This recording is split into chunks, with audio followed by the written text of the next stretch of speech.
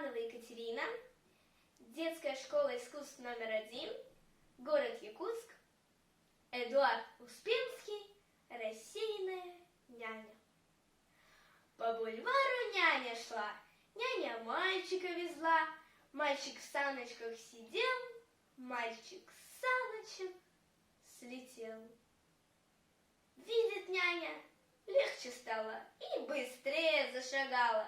Побывала на базаре, посмотрела на товар, потолкалась на пожаре, ведь не каждый день пожар. Соли в лавочке купила и хозяйственного мыла.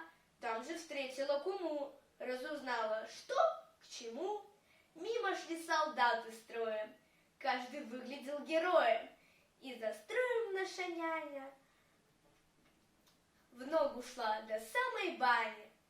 Развернулась не спеша. Смотрит, нету малыша. Где же я его забыла? Там, где покупала мыло? У ларька на тротуаре? Просто так на мостовой? Или, может, на пожаре смыла мальчика водой? И в недоумении няня битый час глядит на сани.